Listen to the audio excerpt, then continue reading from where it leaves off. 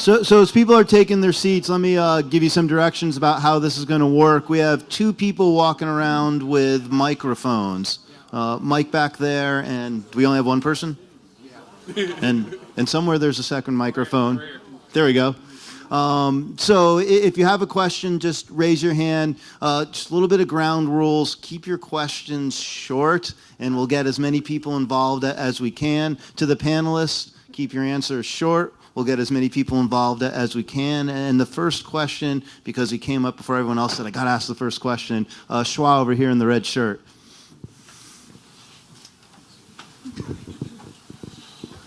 My question's for John, and the up-and-coming October Marin County Film Festival is going to have a focus on cannabis, and one of the documentaries they're going to be having there is the first year of Colorado. Yeah. And one of the issues was, for some people, kids, they're worried about the children. However, from the statistics that I've read, and I want to find out if this is true, teen use has dropped in Colorado. Can you say anything about it? Yeah, I'll just say this, that I've seen the research and the surveys, for example, and it always tells sort of a patchwork story. So, you'll see it go up for one age group and then down for another. But I can say from my read on this, there's no definitive evidence that we've seen kid use or exposure going up as a result of the legalization.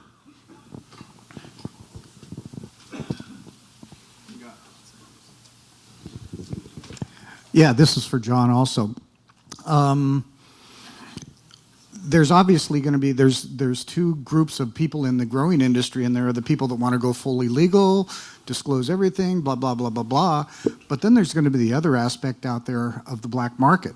That's what we're dealing with. Because once you get into all this regulation, compliance, blah, blah, blah, blah, blah, blah, some guys are going to look at that and go, I don't want to do it. What happened in Colorado with that kind of stuff?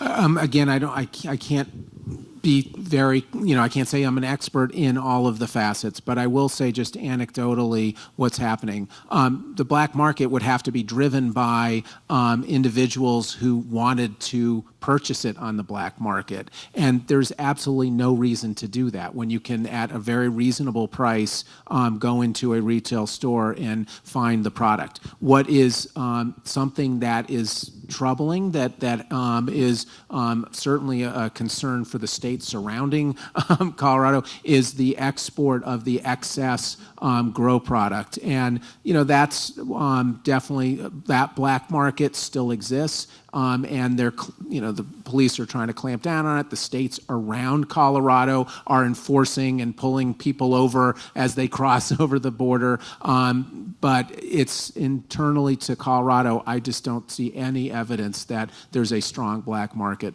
still existing. I want to caution folks in California with that experience by saying that while Colorado had, of all 50 states in the union, one of the more developed pre-existing cannabis marketplaces and industries, it was nothing on the scope of California. And while you identified two segments of growers, I'd actually go further and suggest that there are 4 segments of growers. We want to get folks to regulated. That's the end goal, the intended outcome. That's one segment of the growing community. Then there's unregulated conforming, the folks that can follow the rules. The unfortunate truth is there's also unregulated non-conforming. Even if they wanted to, they unfortunately built in a place they shouldn't have. They're located in a place where they shouldn't have. So there is a group that will want to be licensed but can't because of resource conditions, watershed conditions. And then there's the 4th segment, criminal. And there is going to be a segment of the marketplace and the industry that remains in the criminal segment for, until law enforcement can get ahead of that. The thing is that with a regulated marketplace, with a regulated in-group, we can shift the enforcement challenges, we can reframe our enforcement priorities, and we'll actually be able to get in front of that criminal commerce for the first time and move that unregulated commerce into the regulated segment. Took us since 1913, 103 years of prohibition here in California to get into this mess. It's not going to get better overnight, but it is getting better. Question here in the front. Terry, you mentioned this projected to be $2 billion worth of revenue here in the county with cannabis-related products. John, can you address how you're going to handle, how can you handle the banking with $2 billion of product going through our community? Was it Brink's security service on one of those extra employments? Yeah, no, very good. So I was asked earlier about lessons learned, and I would love to be able to tell you that we somehow solved this financial banking situation, and we haven't. It's a challenge for us from a state level for all the reasons you mentioned. There's so much cash in this industry, it's rife for major problems. So how are we dealing with it? Well, as I know, and it's never discussed specifically, but many of the more sophisticated operators have relationships with banking institutions. It's not disclosed, and they don't talk about who that is. And then others are having to be more creative. For example, in the mountain communities where there's a lot fewer banking options, those banks don't want to take the risk. So there's just literally hoarding cash. There's only so many cash cards you can purchase.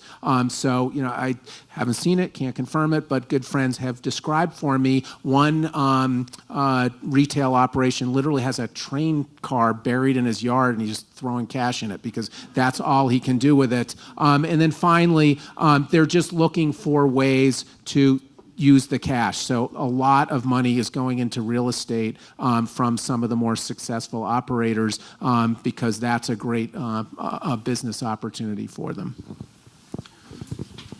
And we're going to start Tupperware parties, I think.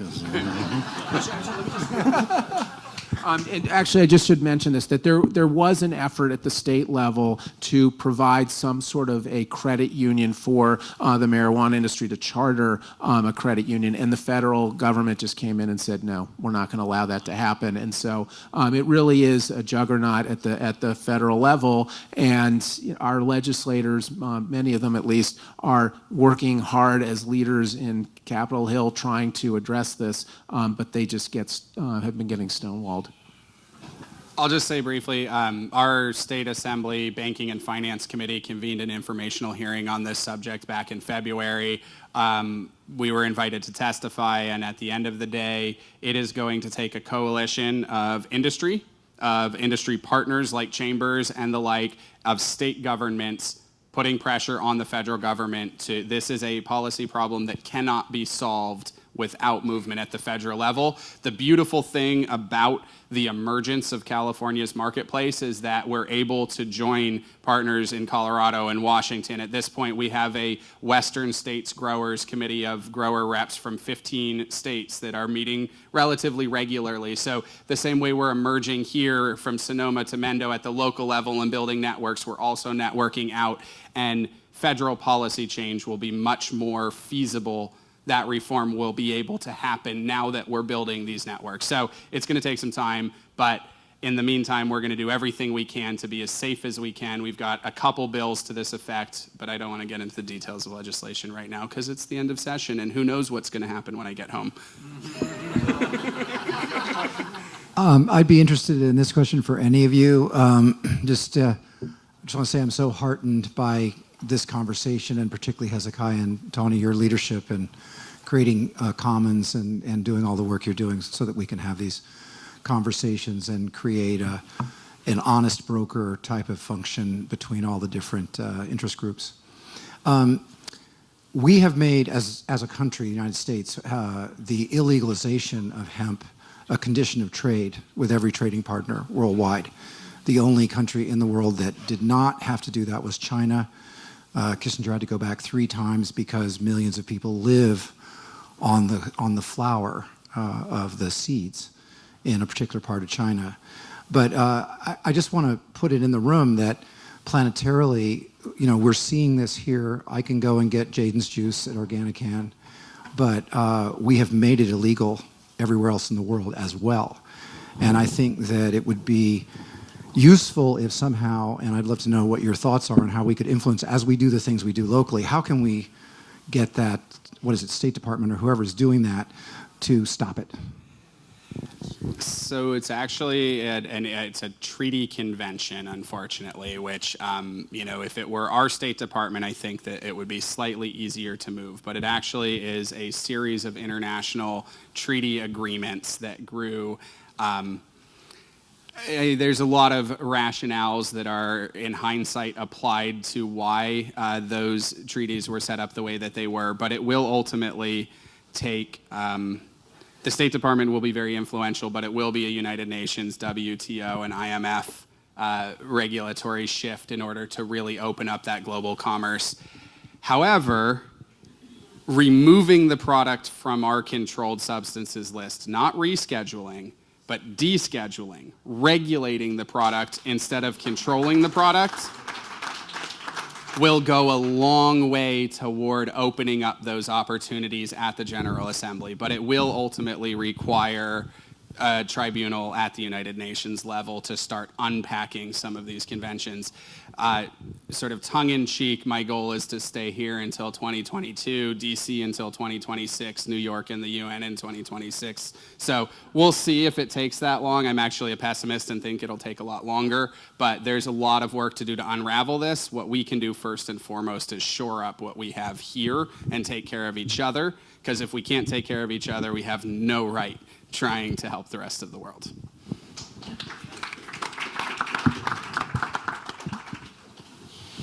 Hi, I think there's one segment in the cannabis industry nobody's talked about yet, and that's all the people that are sitting in jail for doing something that I don't view as a crime.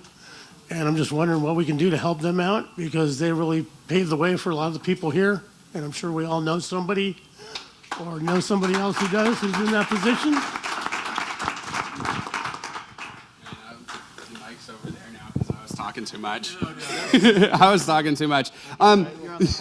Yeah, first and foremost, I think it's important to celebrate the progress that we've made. In 2010, SB 1489 was signed, which decriminalized. We went from 80,000 arrests a year to about 20,000 arrests a year. That's the same reduction in arrests that Washington and Colorado have seen by rate of percentage in a similar time period. California has already done an amazing job of pushing forward with changing the criminal justice reform.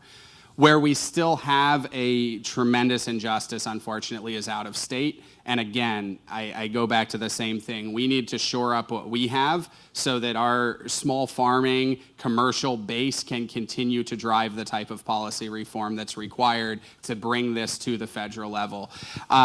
California is not terribly burdened by a criminal justice issue with cannabis post Prop 47 and post decrim. The statistics and numbers just aren't there. In a state this large, those rates of arrests are very nominal, and so it's important to celebrate the progress we have made and capitalize on the situation we find ourselves in, where we're able to continue driving that progress outside of at a regional perspective, Western states perspective, eventually a global perspective. So that's what I can offer is we've made a lot of progress toward that goal already. Did people get released when it became criminalized? Did it go retroactive? It is not retroactive. Proposition 64 would be retroactive. One of the things, I have to take a disclaimer here. I work for 700 business owners. 31% of them support Prop 64, 31% oppose it, and 38% can't make up their minds. So I have to just be very, very clear that academically it's fascinating. From an operations perspective, it's a nightmare.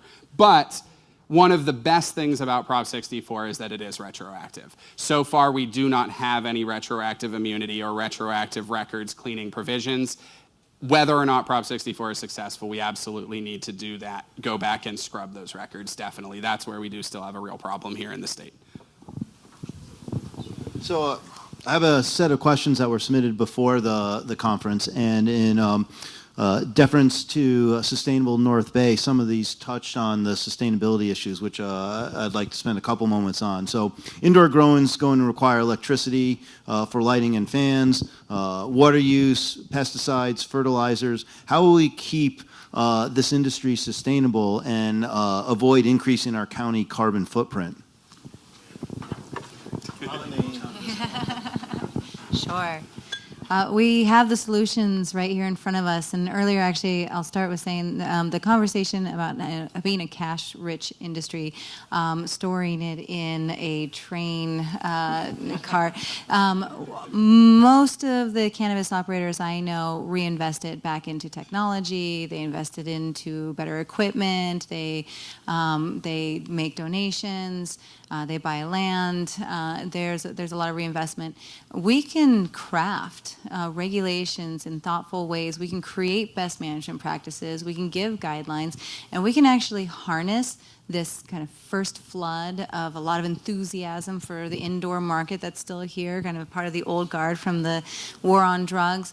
We can harness that energy and get these operators to comply with keeping their warehouses very clean and water mitigation and supplementing their power, better insulation, cleaning up these buildings. And when this first flood of indoor enthusiasm kind of hits and realizes that it's really competitive to try and have all that overhead in this market and leave, they would leave it behind better than they found it. That is an option for us as a community, and that's that work is already being done. When I have folks telling me, we're carbon negative. We're actually producing power while cultivating indoors. That's amazing.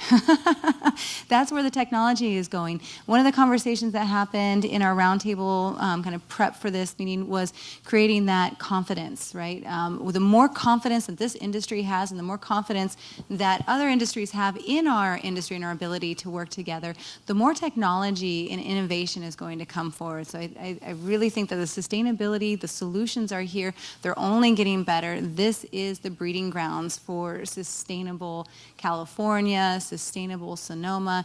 Why not take it to the next level? Earlier there was a statement that I think Tony was saying that this will be one of the most scrutinized agricultural products. This will be the most heavily regulated agricultural product in the nation. When we are done jumping through all of those hoops, we're going to have a lot of resources for all the other agricultural activities happening in our nation and globally. That's amazing. That's that ripple effect all over again. Yeah. So to piggyback on that, this not will be, but is currently the most regulated agricultural product. I'll just be a little bit biased on energy. There's an easy way to deal with the energy issues. Grow it in the sun. Even if you're inside, grow it in the sun. Pretty straightforward. Indoor happened because we were hiding. There's no advantage to growing inside, except that the helicopters can't see through roofs. That's the only advantage. But I want to speak to water briefly. SB 837 was a budget trailer bill that we worked on this year. Governor Brown signed it with this year's budget, so it is law. It went into effect immediately. The quick Cliff's Notes version of it is, first and foremost, we consume way too much water in California, and most of it comes from out of basin. The Russian River is actually not in a great situation here, but we won't pick on you guys too much tonight. There's 4 types of water in California. Cal-Fed water, that's your guys' water. Can't use that for cannabis. That's federal water. Prohibition on Cal-Fed water in cannabis. There is the Cal State Water Program. Those are the state-owned and developed reservoirs. Those have been over-allocated for 110 years. There is a 110-year backlog on water rights in the Cal State Water Program. We're last in line post SB 837. We won't be using Cal State water anytime soon, except in a few odd geographic quirky areas of the state where there's still some water. There's a third type of water, and I'm going to do something offensive here, and I'm going to lump surface and groundwater into the same category because the Sustainable Groundwater Management Act was signed in 2013, and we will be dealing with our groundwater in a much more responsible way going forward. So the days of pumping it out of the ground and using it, gone. We are also last in line for ground and surface water, and we are the first industry to be subject to those sustainable groundwater management provisions. And guess what? We love it. It's awesome because you know why? California is a rain-rich state. We have an abundant wealth of rainwater. And we as an industry have a fourth type of water that is a non-jurisdictional water that we can use, and that's stored rainwater. And in 10 years, the limiting factor on California's cannabis production will be water. And if you want to grow in a decade, store your water. Don't pump from the ground, the river, from anywhere from May to November. And if you can't do that, you won't be competitive in a decade. And I dare the rest of ag to keep up.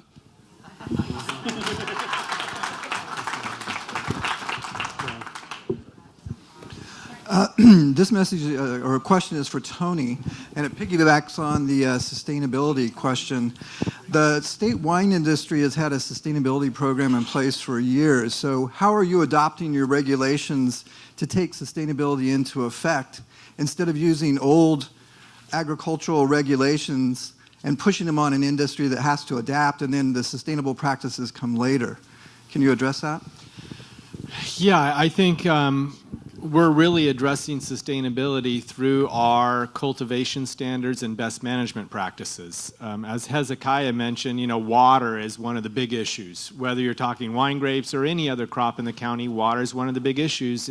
And I think, he touched on something is the SGMA, or the groundwater law, is going to be put into place. Certainly this is a crop that uses a lot of water per plant, but when you look at the scale of how much we're probably going to be growing here, I think you have to keep that in perspective. We have 63,000 acres of wine grapes. Under this model, the medical model, I don't see us having much more than maybe 150, 200 acres maybe. So I think we need to keep it in perspective, but that being said, fertilizer use, pesticide use, good or bad, there really aren't any pesticides registered specifically for use on marijuana. There are some food-grade materials you can use and some biofungicides and things, all of which qualify for organic production. So on the pesticide front, they're really already sustainable by default because they don't have any of those tools. I think fertilizer use, this is a crop that uses a lot of fertilizer. So in our best management practices, we're going to have provisions about waste management, how you manage your waste, how you manage your fertilizer use.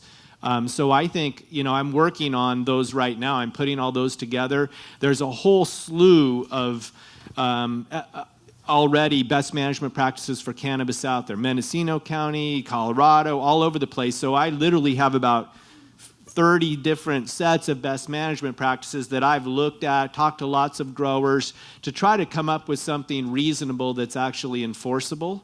So I think, water use, though, is a big thing. We have areas of the county that are water scarce areas for groundwater. I think you're looking at things like definitely metering water and keeping track of water use, possibly drip irrigation, mulching, those types of things. But I think the key long-term is to store water, like Hezekiah said. That's what the grape growers are doing now. The Russian River is way over appropriated. Nobody's going to get any diversion rights on the Russian River anytime soon. I know people that have been waiting 25 years to hear back on a permit. So I think what people are doing now is collecting runoff and what we could refer to as pit ponds or surface water ponds. And that can be quite effective. I mean, I've seen ponds throughout the county that were filled through just one good rain event.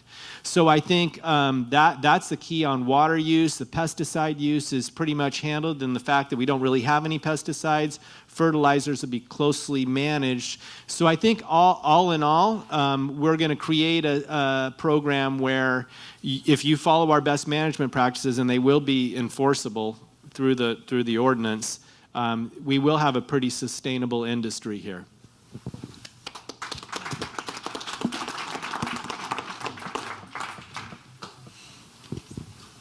Hi, thank you. This question's for John. It's actually three-part. Can you guys hear me okay? This is weird. It's kind of in and out. So I'm an advocate of public banking, and these questions come to you from Mark Armstrong, who founded the Public Banking Institute, and I told him you'd be here today, so these are for you, and I'll hook you up later. So he's asking, are most payments at the retail level done in cash?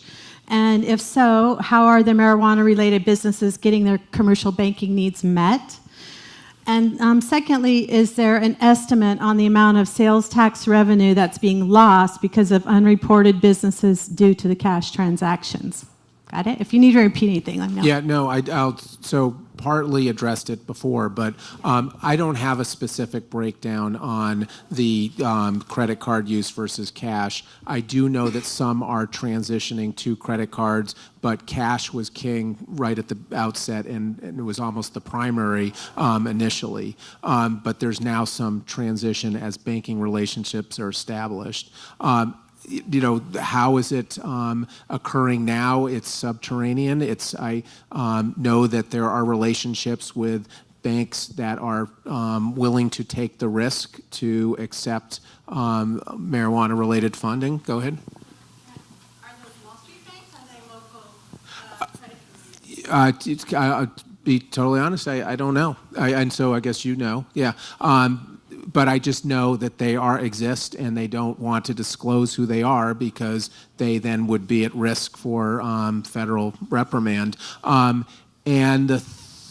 Because of that, the third part of your question? Tax evasion. Tax evasion, okay. You know what? I doubt that there's hardly any tax evasion. And why? Because it's such a regulated industry, from plant identification to the purveyor, either the medical or the retail distributor, and then how that's broken down into various products. It's scrutinized all along throughout the regulatory process. So I just can't imagine that there are serious players in this industry that are taking the risk of avoiding paying the taxes. And I believe that to be true in the post-regulated marketplace that Colorado is operating in. So I'm going to go backwards. The Board of Equalization reminds us as often as they can that 85% or more of the current sales tax liability is evaded in California. We are at about a 15% compliance rate. They reiterated that in policy committee not that long ago. There are banks, both local and Wall Street, that are dealing with this industry. Increasingly, it's becoming an option, particularly for the better capitalized, better positioned businesses. California is pre-regulation, so it's a lot trickier to get there here. And I'm gonna estimate probably 75 to 80% are transactions taking place in cash. Hugely cash-dominated marketplace, a lot of sales tax evasion. A lot of folks don't feel like medicine should be subject to sales tax. Technically, this does not meet the requirements of the sales tax exemption for medicine, but there's a lot of people that don't pay it on philosophical grounds as well, but evasion is a very serious issue in California currently. Yep. And the only point I'll make is, and I think it's at the state level, but can't confirm that, but medical is not tax, which is why for a number of folks, they're holding on to their cards, even though there is the recreational opportunity. So that's a sales or it's cash savings for folks.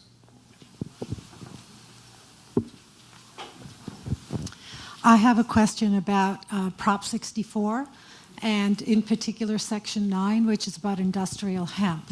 Because I know that this is primarily marijuana, and marijuana and hemp don't grow next to each other because of cross-pollination, et cetera, et cetera. However, hemp has a lot of uses, and I'm wondering what you in the ag business here think about this, that all industrial hemp activity is regulated by the California Department of Food and Agriculture under the Food and Agriculture Code, separate and apart from the Business and Professions Code section created by AMA regulating marijuana activity. However, industrial hemp activity conducted by a licensee under AMA shall be regulated under AMA's Business and Professions Code sections. So this is for you regarding how you see that hemp would fit into the state of California, in particular Sonoma, and for the moderator in terms of hemp under the Food Act, the Farm Act of 2014 and 15 has to go through a university in order to be studied. And Colorado, I mean, okay, so maybe that's not the hat you're wearing, but you probably know the policy, and you in Colorado have a pretty good, sizable business growing now from industrial hemp. Yeah. So it's all about the twin of marijuana. We're just not cultivated for the THC, but the rest of the plant has many, many uses. I'm carrying a bowl here that's made out of hemp. It's not plastic. It's hemp and lime and water. It's made in Australia because we don't have anything in this country to grow with or to do anything with. So I know this is the very beginning thing, and I love my twin. I love cannabis. I love all of it. So I just don't want to see hemp being left out of this conversation.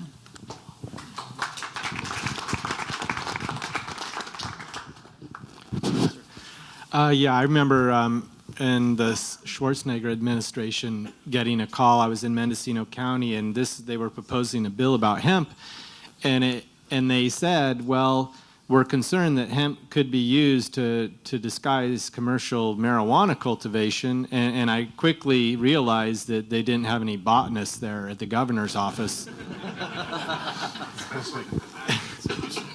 But, you know, in terms of Sonoma County, I think hemp is a great crop, and I think we should be growing it and producing it. But in terms of Sonoma County, as I said earlier, the cost of land here is so expensive, and water and all those things taken into account. I don't see Sonoma County becoming a big hemp-producing county just for those reasons, but certainly other more rural counties in California that grow a lot more field crops, I think is a tremendous opportunity for them. And I think, you know, it should be regulated just like any other crop and different than marijuana because it doesn't have some of the concerns that marijuana presents in terms of, you know, public safety and such. So I would like to see more hemp produced in California and the United States in general, but I don't ever see that being a big crop here in Sonoma County. I'd love to touch on hemp briefly. First and foremost, I want to point out that SB 566 was signed into law 3 years ago. Hemp is not marijuana. The legal definition of marijuana explicitly excludes hemp, and there is already a permitting program in place in California for hemp. Prop 64 is somewhat moot on the subject. All it does is reiterate the Leno legislation from 3 years ago. Tony hit the nail on the head. This is not going to be a hemp production county. Hemp is a very well-developed and relatively robust global commodity marketplace. In order to pencil feasibility, 1,000 acres, I mean, it is a much more mechanized crop than consumable cannabis. The reality of prohibition is that we've been pushed to more marginal, subprime ag land, out into resource land, into our garages, unfortunately, for the greenhouse gas emissions. And so there isn't actually a lot of geographic overlap between consumable cannabis and industrial hemp. And there's a real opportunity there to move forward in those sort of dual track economic development trajectories where the more mountainous, hilly, expensive coastal counties or, you know, the Sierra foothills can go with the consumables and hemp can go into that traditional ag land. Tell you what, almonds to hemp, no question asked. The hemp milk's better. It's better for you, and the water footprint of hemp is just off the charts. And you get fuel as a side product. I mean, if you want to talk about exciting things, like, that's pretty cool. Out there.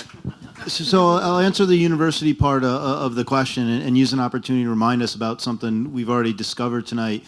So from the university's perspective, we look at markets and don't see the land being used for the growth of hemp but in Sonoma County. But we're not an ag university, and where hemp has come into our curriculum has been at the behest of students on crafts. So we have a store on campus made by Seawolves where student artisans have crafts, and there's a couple of them that do hemp products. So I think it's important to remind all of us that while our attention goes to growers in this industry, the value supply chain we were talking about earlier for Sonoma County, there's all these opportunities on that value chain for us, and that I think will be real interesting. Also, we haven't talked much about distribution, and so I'm just going to give this back to the panel and say, what are the opportunities for Sonoma County to have a role in distribution, and what's that going to look like? It is going to look like the wine industry three-tier system, or are you going to see something else?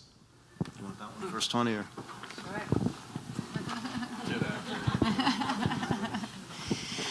So the distribution model, I was recently had my eyes open to the wine industry's position on the cannabis industry. It's really changed in the last 10 months.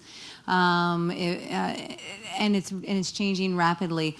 I had made a recommendation that the county consider maintaining a 1 acre cap on the size of cultivation, so that if Prop 64 were to pass and unlimited canopy were a allowable activity, that this county would preserve the small farmer craft cottage industry. And I had pushback. Why would you regulate? Why would you limit yourself? You could go so much bigger, because that's how it fits for our industry. I bring that up because when we're looking at distribution, I hear a lot of fear on the wine distribution model taking over the cannabis industry.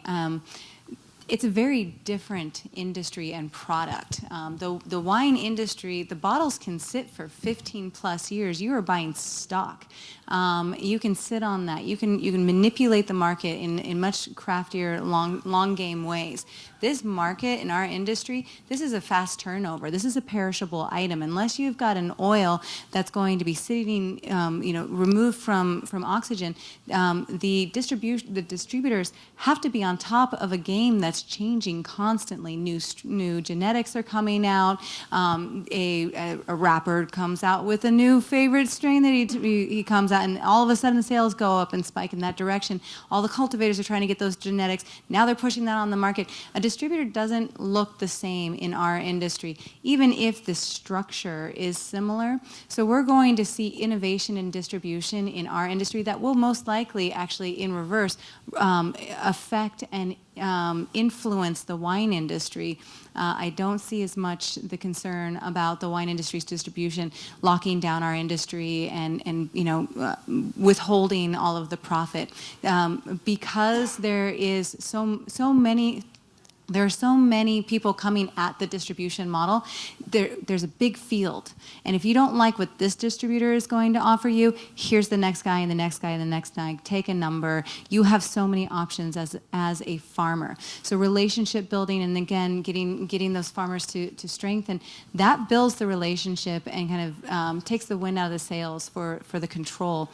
We need distribution in our industry. Our farmers are not known for being good with money management and paying taxes and reporting, right? For the most part. So this is a responsible party within the industry. And I think that there's actually going to be a lot of farmers that are there's a relief that they report to this guy who has to do a lot of the reporting and take the responsibility. When they're done producing, the product is going to be pushed out there on the market by somebody who wanted to take that job on. I know a lot of farmers that once they're done producing their product, they don't want to have to go put their sales hat on and drive down to LA and push this throughout the whole county and see who's going to buy 1-2 pounds, come back a week or a month later to go do collections and try and push another 1 or 2 pounds. That's a big job. And most farmers don't really want it. So there's a relationship here. And again, I think that how the distribution model looks is going to be influenced by how the cultivators engage and what they require and they expect from their distributors.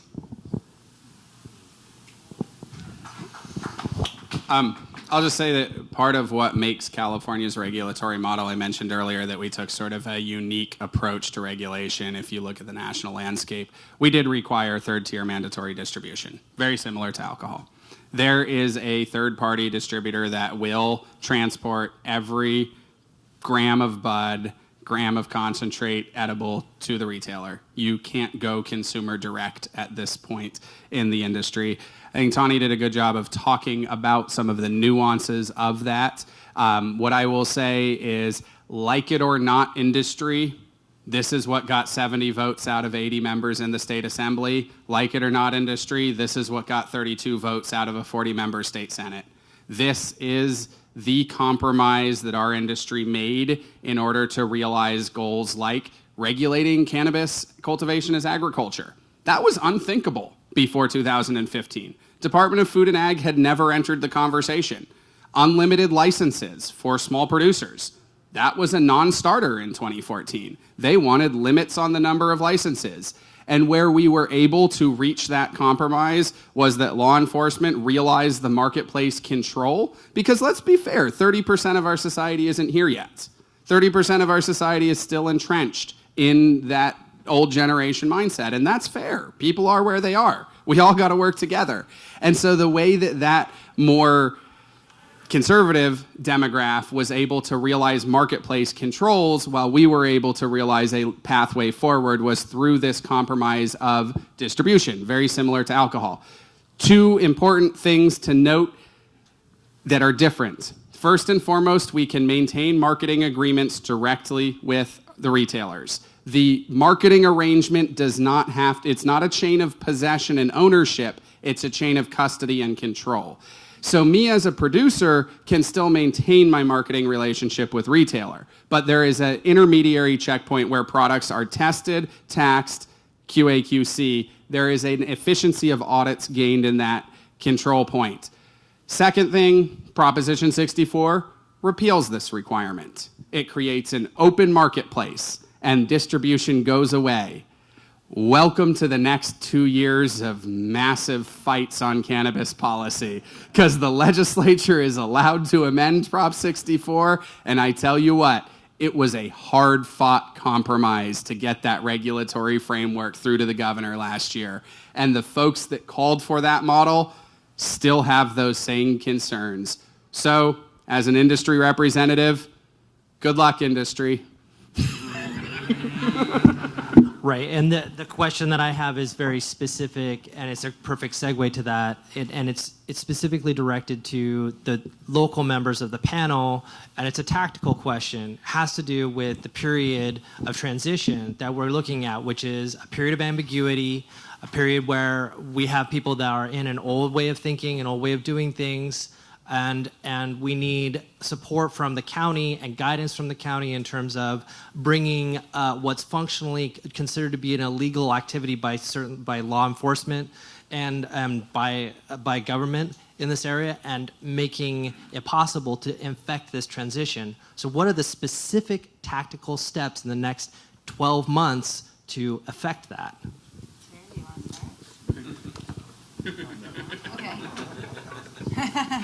Okay.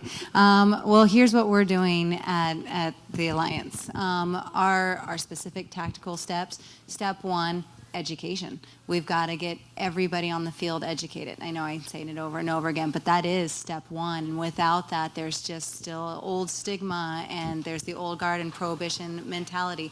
So that is the first step. And what that step leads into is working together with all of the other agencies here and the resources that we have in our affiliates and those who can look past the stigmas and start to not only look past the stigmas and start to work with us, but are excited. That's actually a new kind of rule of thumb that we've started to adopt in SCGA. We're not, the flood is about to hit, and it's not good enough to be willing to work with us. You need to be excited. You need to see what the potential is, and then we'll call you back.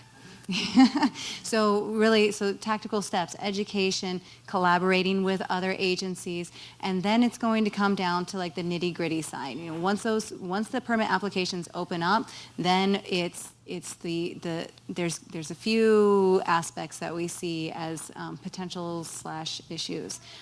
Consultants. There seems to be all of a sudden everybody's the consultant. This is amazing. Where were they last year? I needed them. Ultimately, at the end of the day, I just want my permit. That's how I started this. I wanted a permit to be a cannabis operator in Sonoma County. I have a beautiful dream. I can't wait to bring it to Sonoma County. So it's the same with everybody else. Like, how are we going to help them do this? And how are we going to help them in a way that doesn't cost them $250,000? So tactical next step, creating resources that are accessible, identifying our thought leaders early on, helping them take more leadership in our community, and supporting the interactions between the industry and these thought leaders that are here with us. So I'll stop there. I bet some ideas maybe came to mind. Maybe next step, tactical steps. Well, I just want to offer one thought, and in Boulder County, legalization initiative passed by 70%. So the folks who are overseeing the process of the transition to allowing permitting, et cetera, are generally politicians. They get it. They don't want to see the regulatory process be a barrier to folks getting permits for legitimate business. That's supported by the public. So I'd say in Boulder and other communities where it was similar situated, you just didn't see the old school, the old guard, the disappointed folks putting up too much of a barrier to moving forward with the industry.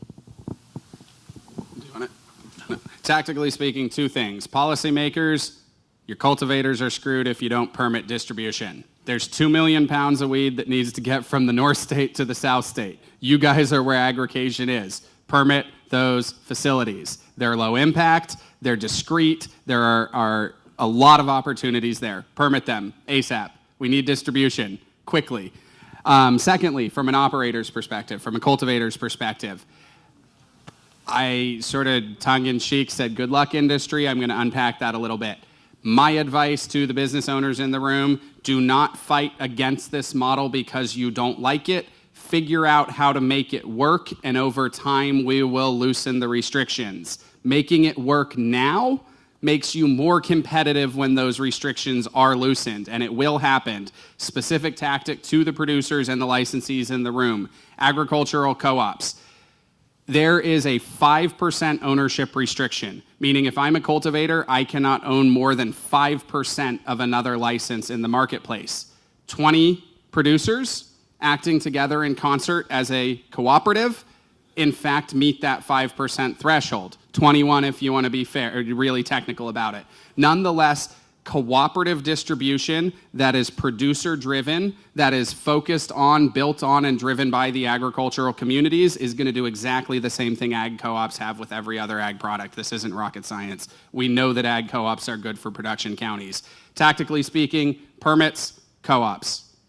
Don't fight it, make it work. It'll ease over time. Add on one more thing, because I think we both forget to do this.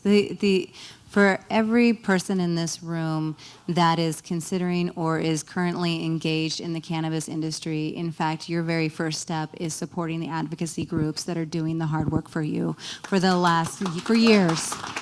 Yeah. We don't have federal funding. We don't have state funding. We have membership funding. And if our members don't show up, we have to look to our sponsors. And we love our sponsors. But if you don't want the advocacy arm to be guided by the big business sponsors, you have to show up as the big conglomerate membership. Hey, Tony, do you guys have an event coming up? Oh, yeah, we have an event coming up. I'll show you what he says. Okay, I'll say it. Will you hold up one of those flyers really quick? Okay, I'll do it. So September 30th, Sonoma County Growers Alliance, we're hosting our second annual fundraiser. It's our Cultivating Community event. It was a little tongue-in-cheek. We were looking for just the right pun on our first, hello Sonoma County coming out party. So this is second year. The Hyatt has been incredibly generous and welcoming for us to come and host this event. We are bringing state leaders and pairing them up with their local counterparts in local government, and we're putting at the table cannabis industry experts and field experts on those subjects, and the focus at every single panel during that entire day is going to be generating solutions for what was left undone from this year, so we have more momentum for next year. Again, it comes back to the confidence that we need to have in this industry. This is where we generate it. How many miles have been logged between Sonoma County and Sacramento, or every single county in Sacramento? How many phone calls, I can't even imagine, that Hezekiah's had to take this year, in emails and texts by people who are trying to get their here's what's happening in my county, can you represent me out there? We don't have a facilitator. This California Growers Association is one of your strongest facilitators for what is happening on a local level, because like John was saying earlier, the issue number one, right, was state-local relationship. Know that this is a first step in a long process. League of Cities position, ban. League of Counties position, probably should listen to the League of Cities. So do we have a lot of support? The last report that I heard, 70% of California's land mass is still currently locked into a ban. There's a lot of work ahead of us. So this event that we're going to be facilitating on the 30th is bringing that state and local government together with the industry and with affiliates from that same field of study to start creating those solutions. So join us there.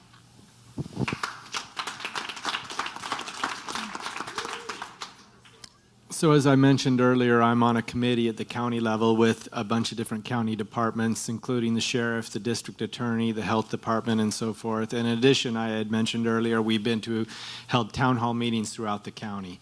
What I can tell you is, Sonoma is a very conservative county. I mean, you really can't compare Sonoma to Mendocino or Humboldt County. We're different in many, many ways. There's a lot of old guard here. And I'll tell you, there's a lot of apprehension in the community about this. I've been to 5 town hall meetings. I've got 50 earfuls of concerns about this. And what I think is going to be important going forward in this transition is, one, first we have to have a really good, solid land use policy. That's really critical. And then we have to get good compliance because, as I said, it's likely we'll come out conservative. This is an iterative process. There will be changes.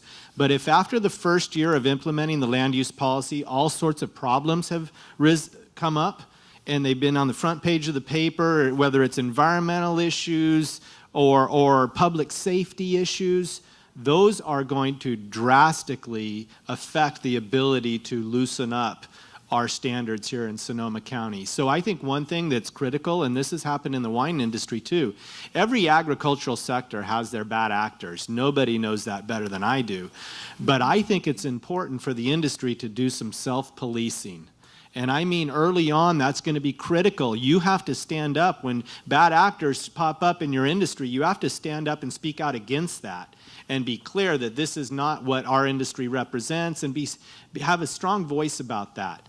And do whatever you can to prevent those things from happening. Because after the first year, if we have a bunch of front page news about people being shot or public safety, environmental damage, you're not going to see the standards loosen up here in Sonoma County. You're going to see them go in the opposite direction. So that's what I would say as we make this transition is, focus on first creating a good land use policy, and then, like Hezekiah said, you got to comply. You got to get people to come in and get their permits.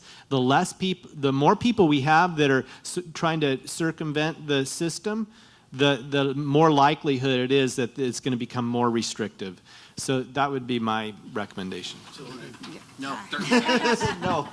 So in respect to the time that people gave us tonight, please join me in thanking all of the panelists: Tony, Tawny, John, Barry, Hezekiah. Thanks to Orrin Wool and Sustainable North Bay for putting on this event and organizing everyone, and thanks to all of you for coming tonight. All right, real quick. I just want to say we can't comply if we can't participate, and we can't participate if there's not permits.